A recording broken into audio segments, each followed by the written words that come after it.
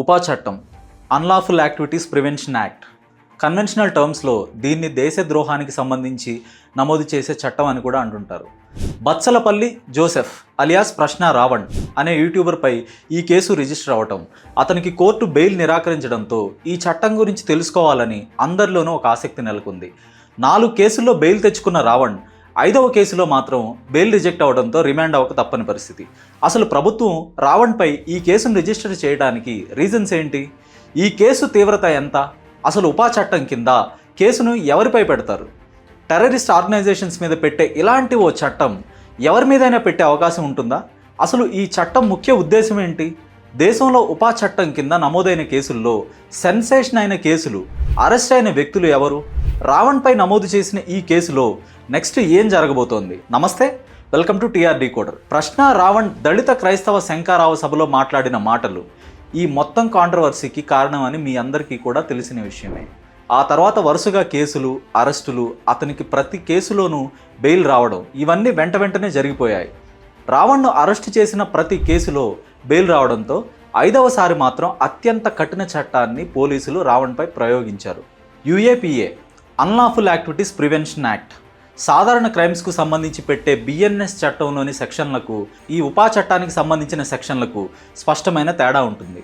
రావణ్కు 4 కేసుల్లో బెయిల్ లభించి ఈ 5వ కేసులో బెయిల్ లభించకపోవడానికి రీజన్స్ చూద్దాం. సివిల్, ఫైనాన్షియల్, సోషల్ క్రైమ్స్ను డీల్ చేసేందుకు అనేక చట్టాలు ఉన్నాయి.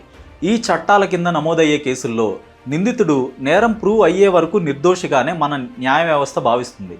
గిల్టీ అంటిల్ ప్రూవెన్ అనే స్ఫూర్తితోనే మన వ్యవస్థలు నిందితుడిని ట్రీట్ చేయాల్సి ఉంటుంది. కానీ UAPA చట్టం మాత్రం భిన్నంగా ఉంటుంది. కేసులో ప్రైమా ఫేసి అంటే ప్రాథమిక ఆధారాలు ఉన్నాయని భావిస్తే కోర్టు బెయిల్ను నిరాకరిస్తుంది. టెర్రరిస్ట్ కార్యకలాపాలు, నిషేధిత సంస్థలతో సంబంధం ఉన్న వ్యక్తులపైన ఈ ఉపా యాక్ట్ కింద కేసులు నమోదు చేస్తారు. సాధారణ కేసుల్లో ప్రాథమిక ఆధారాలు ఉన్నాయని భావించినా కూడా కోర్టు బెయిల్ మంజూరు చేయవచ్చు. కానీ ఈ కేసుల్లో నిందితుడు ఖచ్చితంగా రిమాండ్ చేయబడతాడు. ఇక బెయిల్ విషయానికి వస్తే సాధారణ కేసుల్లో 90 రోజుల్లోగా ఛార్జ్షీట్ వేయకపోతే నిందితుడికి ఆటోమేటిక్గా బెయిల్ వస్తుంది. నిందితుడు కేసు అంశాలను ప్రభావితం చేయకుండా ఉండడానికి మాత్రమే అతన్ని డీటైన్ చేస్తారు, అంతే తప్ప అతన్ని దోషిగా చూడరు. కానీ ఈ ఉపా చట్టం కింద కేసు నమోదు అయితే 6 నెలల వరకు బెయిల్ రాదు. ఒకవేళ విచారణకు ఏళ్ల సమయం పడుతుంది అని దర్యాప్తు సంస్థ కోర్టుకు చెబితే నిందితుడు ఏళ్ల తరబడి జైల్లోనే ఉండిపోవాలి. కేవలం సోషల్ మీడియా వేదికగా మాట్లాడే ఒక వ్యక్తిపై ఉగ్రవాదులను, దేశద్రోహులను అణిచివేయడానికి వాడే చట్టాన్ని ఎందుకు పెట్టాల్సి వచ్చింది?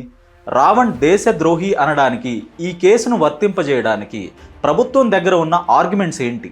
ప్రభుత్వ ప్రధాన వాదన ప్రకారం రావణ్ కేవలం వ్యక్తిగత విమర్శలు చేయడమే కాకుండా భారతదేశంలో నిషేధించబడిన ఉగ్రవాద, తీవ్రవాద సంస్థ అయిన మావోయిస్టు భావజాలాన్ని సోషల్ మీడియా ద్వారా ప్రజల్లోకి తీసుకెళ్తున్నాడు. ఇందుకు సంబంధించిన ఒక వీడియోనే పోలీసులకు ప్రాథమిక ఆధారంగా చూపెడుతున్నారు. ముఖ్యంగా నవంబర్ 2025లో అప్లోడ్ చేసిన ఒక వీడియోలో మావోయిస్ట్ లీడర్ హిడ్మా లాంటి వ్యక్తులు పుడుతూనే ఉంటారు, పోరాడుతూనే ఉంటారు అని ఆ వీడియోలో రావణ్ చెప్పడం జరిగింది. ఈ వీడియో ద్వారా యువతను తీవ్రవాదం వైపు వెళ్లేలా రెచ్చగొట్టారు అనేది పోలీసుల అలిగేషన్. ఇక రావణ్పై ఇలాంటి ఒక తీవ్ర చట్టం, దేశద్రోహం కేసు నమోదు చేయడానికి ప్రభుత్వం వద్ద రీజనబుల్ గ్రౌండ్స్ ఉన్నాయా అనే విషయానికి వద్దాం. నిజానికి రావణ్ ఈ వీడియో చేసింది నవంబర్ 2025లో. అంటే ఈ వీడియో చేసి ఇప్పటికే దాదాపుగా 8 నెలలు కావస్తోంది. కోర్టు వారు ఈ కేసులో ఎలాంటి నిర్ణయం తీసుకుంటారు, భవిష్యత్తులో ఈ కేసు ఎలాంటి మలుపులు తిరుగుతుంది అనే అంశం పక్కన పెడితే ప్రభుత్వం యొక్క అండర్లయింగ్ మోటివేషన్స్ అయితే వేరుగా ఉన్నాయని చెప్పాలి. రావణ్ దళిత క్రైస్తవ శంఖారావ సభలో రాధా మనోహర్ దాస్ను ఉద్దేశిస్తూ తీవ్ర వ్యాఖ్యలు చేయడం, అందుకు పవన్ కళ్యాణ్ వాడిన భాషను ఉపయోగిస్తున్నాను అని చెప్పడం, పర్టికులర్గా మతాల మధ్య చిచ్చు పెట్టే వారిని చెప్పు తీసుకొని కొడతాం అంటూ పవన్ కళ్యాణ్కు కూడా ఆ వ్యాఖ్యలు ఇంప్లై అయ్యేలా మాట్లాడడమే ఈ అరెస్టుకు దారితీసింది. ఈ సభ జరిగి ఉండకపోతే బహుశా ఎప్పుడో 8 నెలల క్రితం చేసిన వీడియో ఆధారంగా ఇప్పుడు ఉపా చట్టం కింద కేసులు నమోదు చేసి ఉండకపోవచ్చు. సో రావణ్ అరెస్టుకు లీగల్ రీజన్ హిడ్మాకు సంబంధించిన వీడియో అయినప్పటికీ ప్రాక్టికల్ రీజన్ మాత్రం పవన్ కళ్యాణ్ను విమర్శించడమే. ఈ ఉపా చట్టం ఎవరి మీదైనా పెట్టవచ్చా? ఇలా పెట్టుకుంటూ పోతే ఈ చట్టం దుర్వినియోగం అవుతుంది అనేది చాలామంది చేస్తున్న ఆర్గ్యుమెంట్. ఇప్పటికే ఇదొక నల్ల చట్టం, ప్రతిపక్షాలను వేధించడానికి ఈ చట్టాన్ని వెపనైజ్ చేస్తున్నారు అని అపోజిషన్ పార్టీలు ఎప్పటి నుండో ఈ చట్టం మీద పోరాటాలు చేస్తున్నాయి. నిజానికి ఈ చట్టం కొత్తగా తెచ్చిన చట్టం అయితే కాదు. ఫ్రీడమ్ ఆఫ్ స్పీచ్ అనేది మనకు రాజ్యాంగం కల్పించిన ఒక హక్కు.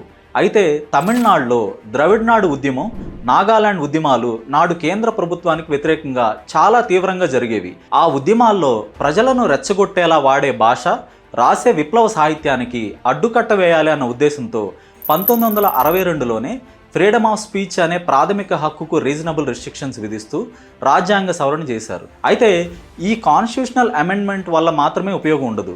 దీనిని అమలు చేయడానికి, అలానే ఎన్ఫోర్స్ చేయడానికి ఇందిరాగాంధీ గారు 1967లోనే ఈ ఉపా చట్టాన్ని తీసుకొచ్చారు. ప్రాంతీయ ఉద్యమాలు, దేశ సమగ్రతకు భంగం కలిగించే ఉద్యమాలను కంట్రోల్ చేయడమే ఈ చట్టం యొక్క ప్రధాన ఉద్దేశం. ఈ చట్టాన్ని వ్యతిరేకిస్తూ నాటి విపక్షాలైన కమ్యూనిస్టు పార్టీలు, ఇప్పటి భారతీయ జనతా పార్టీకి మూలమైన జనసంఘ్ పార్లమెంట్లో చాలా తీవ్రంగా విభేదించాయి. ఉద్యమాల అణచివేతకు, రాష్ట్రాలపై కేంద్రం పెత్తనం చేయడానికి ఈ చట్టాన్ని తీసుకొచ్చారు అని నాటి విపక్షాలు విమర్శించాయి. అటల్ బిహారీ వాజ్పేయి కూడా దీనిపై మాట్లాడుతూ అన్లాఫుల్ యాక్టివిటీ అనే పదం టూ వేగ్గా ఉంది, పోలీసు రాజ్యంగా మార్చడమే ఈ చట్టం ప్రధాన ఉద్దేశం అని ఆయన విమర్శలు చేయడం జరిగింది. నిజానికి 1967లో ఉపా చట్టం యాంటీ టెర్రర్ లా కాదు, ఇది యాంటీ సెసేషన్ లా, దేశం నుండి విడిపోవాలని చేసే ఉద్యమాలకు వ్యతిరేకంగా తీసుకొచ్చిన ఒక చట్టం. కానీ ఆ తర్వాత దేశ పరిస్థితులు పూర్తిగా మారిపోయాయి. 1980లలో పంజాబ్లో ఖలిస్తాన్ ఉద్యమం, కాశ్మీర్లో ఉగ్రవాదం, ఈశాన్య రాష్ట్రాల్లో మిలిటెంట్ కార్యకలాపాలు పెరగడంతో కేంద్ర ప్రభుత్వం మరింత కఠినమైన యాంటీ టెర్రర్ లా అవసరమని భావించింది. అలా 1985లో టాడా అనే చట్టాన్ని తీసుకొచ్చారు. ఆ సమయంలో టాడా చాలా శక్తివంతమైన చట్టంగా మారింది. కానీ అదే సమయంలో దానిపై తీవ్ర విమర్శలు కూడా వచ్చాయి. ఉగ్రవాదులతో సంబంధం లేని వేలాది మందిపై కూడా ఈ చట్టాన్ని ప్రయోగించారని, పోలీసులకు అతిగా అధికారాలు ఇచ్చారని, రాజకీయ ప్రత్యర్థులపైన ఉపయోగించారనే ఆరోపణలు నాడు వెల్లువెత్తాయి. చివరకు 1995లో ఆ చట్టాన్ని కొనసాగించకుండా ప్రభుత్వం నిలిపివేయటం జరిగింది. అయితే కథ అక్కడితోనే ముగియలేదు. 2001 డిసెంబర్ 13న భారత పార్లమెంట్ పైనే ఉగ్రదాడి జరిగింది. ఈ ఘటన దేశాన్ని ఒక్కసారిగా షాక్కు గురి చేసింది. దేశ భద్రత పైన పెద్ద ఎత్తున ఆందోళనలు వ్యక్తమయ్యాయి. దీంతో అప్పటి ప్రధాని అటల్ బిహారీ వాజ్పేయి ప్రభుత్వం 2002లో పోటా అనే మరో కఠినమైన యాంటీ టెర్రర్ లాను తీసుకొచ్చింది. అయితే ఈ పోటా కూడా వివాదాల్లోకి వెళ్ళింది. కొన్ని రాష్ట్రాల్లో రాజకీయ ప్రత్యర్థులు, సామాజిక కార్యకర్తలు, జర్నలిస్టుల పైన కూడా ఈ చట్టాన్ని దుర్వినియోగం చేస్తున్నారనే విమర్శలు వచ్చాయి. దీంతో 2004లో అధికారంలోకి వచ్చిన నాటి మన్మోహన్ సింగ్ నేతృత్వంలోని యూపీఏ ప్రభుత్వం ఈ పోటాను రద్దు చేయడం జరిగింది. ఇక్కడే అసలు ట్విస్ట్ మొదలైంది. పోటాను పూర్తిగా తొలగించినప్పటికీ అందులోని ఉగ్రవాదానికి సంబంధించిన అనేక కీలక నిబంధనలను మాత్రం ఉపాలోకి మార్చింది నాటి కాంగ్రెస్ ప్రభుత్వం. అప్పటి వరకు సాధారణ సెక్యూరిటీ లాగా ఉన్న ఉపా చట్టం ఒక్కసారిగా దేశంలోని ప్రధాన యాంటీ టెర్రర్ లాగా మారిపోయింది. ఆ తర్వాత 2008 ముంబై ఉగ్రదాడుల అనంతరం 2012లో మళ్ళీ 2019లో ఈ చట్టాన్ని మరింత కఠినంగా మార్చారు. ముఖ్యంగా 2019 సవరణ తర్వాత ఒక సంస్థనే కాదు, ఒక వ్యక్తినే నేరుగా టెర్రరిస్ట్గా ప్రకటించే అధికారాన్ని కూడా కేంద్ర ప్రభుత్వానికి కల్పించారు. ఇదే సవరణపై అప్పట్లో దేశవ్యాప్తంగా పెద్ద పొలిటికల్ డిబేట్, లీగల్ డిబేట్ కూడా జరిగింది. ముఖ్యంగా ఈ 2019 చట్ట సవరణ తర్వాత దేశవ్యాప్తంగా 80 మంది పైన ఈ కేసు నమోదైంది. ఈ లిస్టులో ప్రస్తుతం రావణ్ కూడా ఉన్నారు. భీమా కోరేగావ్ కేసుకు సంబంధించి ఆనంద్ తేల్తుంబడే, గౌతమ్ నవ్లాకా, సుధా భరద్వాజ్ వంటి హక్కుల కార్యకర్తలను, ప్రొఫెసర్లను అర్బన్ మావోయిస్టులు అని పిలుస్తూ ఈ చట్టం పరిధిలోకి తీసుకొచ్చారు. ఇక అలానే 2019లో జరిగిన సిఏఏ వ్యతిరేక నిరసనలో పాల్గొన్న జేఎన్యూ విద్యార్థి ఉమర్ ఖలీద్, షర్జీల్ ఇమాం, యాక్టివిస్ట్ ఖలీద్ సైఫీలపై ఈ చట్టం కింద కేసులు పెట్టి జైల్లో ఉంచారు. ఈ కేసులో అరెస్ట్ అయిన జేఎన్యూ విద్యార్థి నేత ఉమర్ ఖలీద్ గత 6 ఏళ్లుగా జైల్లోనే ఉన్నారు. కాశ్మీరీ జర్నలిస్టులు, ఇంకొందరు యాక్టివిస్టులను కూడా 2019 తర్వాత ఈ ఉపా చట్టం కింద అరెస్ట్ చేశారు.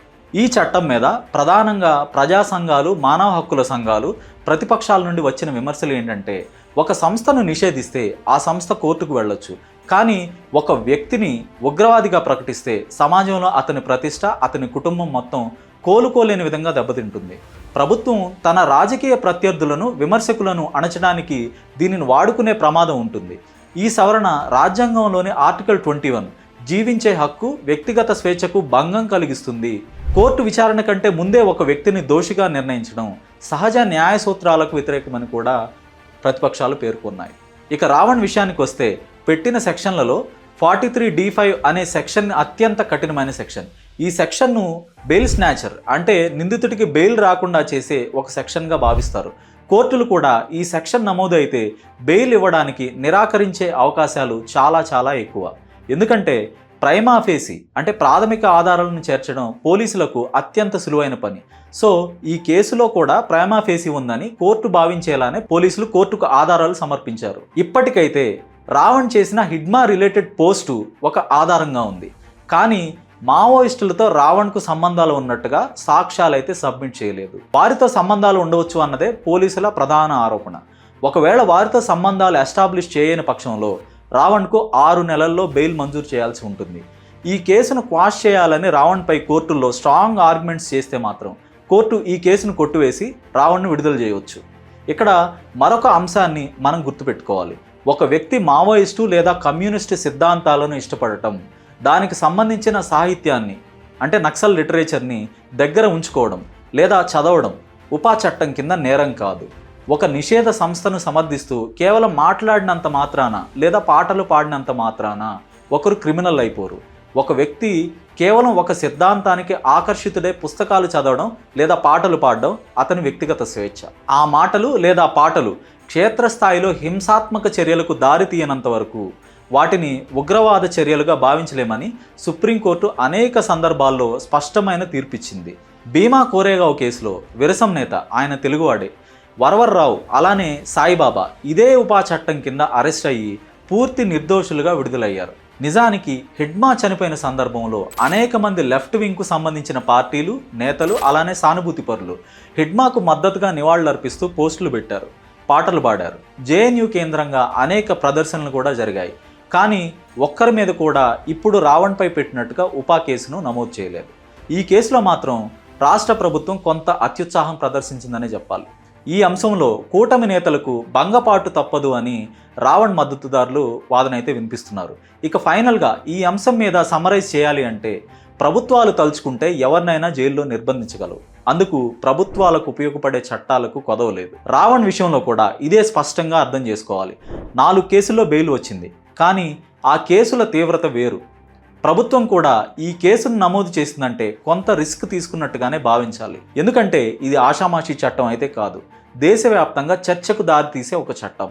కోర్టు ఇచ్చే తీర్పు కూడా భవిష్యత్తులో ఈ చట్టం కింద అరెస్టులకు ఒక ప్రెసిడెన్స్గా అలానే ఒక రెఫరల్ పాయింట్గా కూడా ఉంటుంది కాబట్టి. Thanks for watching. Hello, Telugu రాజ్యం ఛానల్ చూస్తున్నారా? సామాజిక, రాజకీయ, జీవన చిత్రణే తెలుగు రాజ్యం. అతిశయోక్తులు, అసత్యాలు ఉండవు. రాజకీయ కోణం కాదు, ప్రజా కోణమే కొలబద్ద. తెలుగు రాజ్యం వీక్షణ మీ ఉత్తమ అభిరుచికి నిదర్శనం.